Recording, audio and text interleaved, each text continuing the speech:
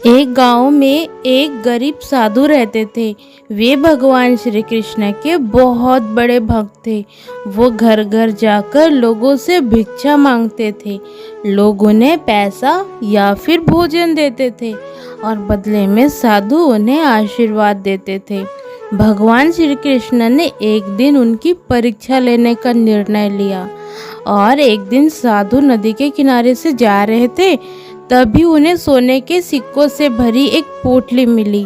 वो बहुत ही खुश हुए और पोटली अपने पास ही रखने का निर्णय लिया। घर वापस जाते समय उन्हें रास्ते में एक भिखारी दिखा। साधु महाराज, मैं बहुत भूखा हूँ। मैंने 2 दिनों से कुछ नहीं खाया। मुझे कुछ पैसे या भोजन दे दीजिए। दया करो मुझ पे, मुझे खाने को दे दो। पर साधु ने उसे कुछ भी नहीं दिया।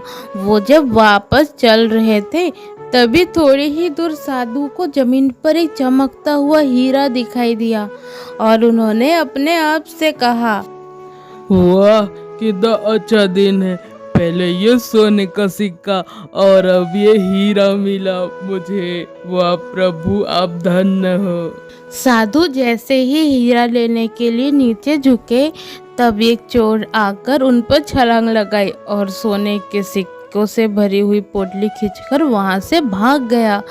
असल में वो हीरा नहीं, एक कांच का टुकड़ा था जो चोर ने जानबूझकर साधु को फंसाने के लिए वहां रखा था।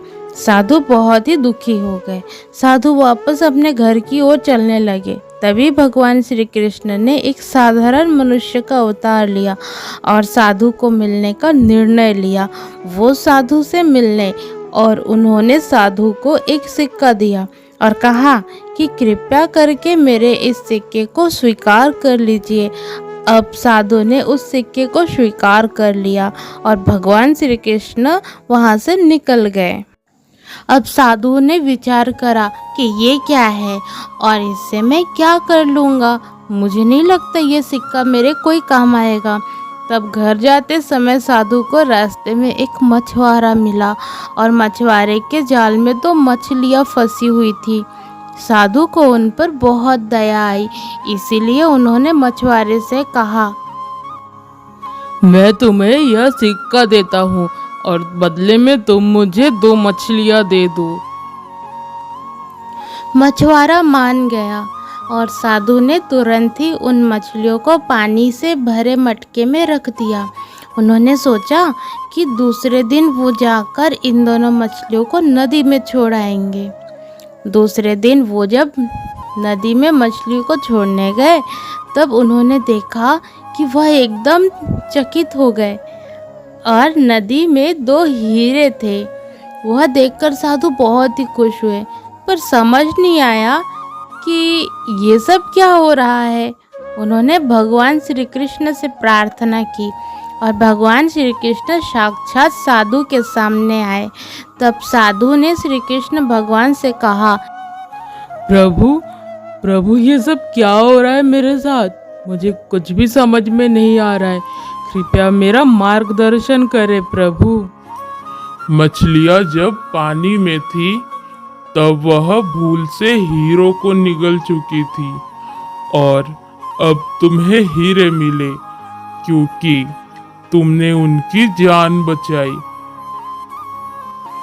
साधु ने भगवान श्री कृष्ण को धन्यवाद कहा। तुम्हें सोने से भरी हुई पोटली मिली, पर फिर भी तुमने उस भिखारी की मदद नहीं की है। तुम्हारे उस हीरे के लालच में तुमने उस सोने के सिक्के को भी खो दिया। हमेशा दूसरों की मदद करनी चाहिए और कभी भी लालच नहीं रखना चाहिए। तभी साधु ने भगवान श्री कृष्ण को वचन दिया कि वह हमेशा दूसरों की मदद करेंगे और कभी भी लालच नहीं करेंगे और लालची नहीं बनेंगे।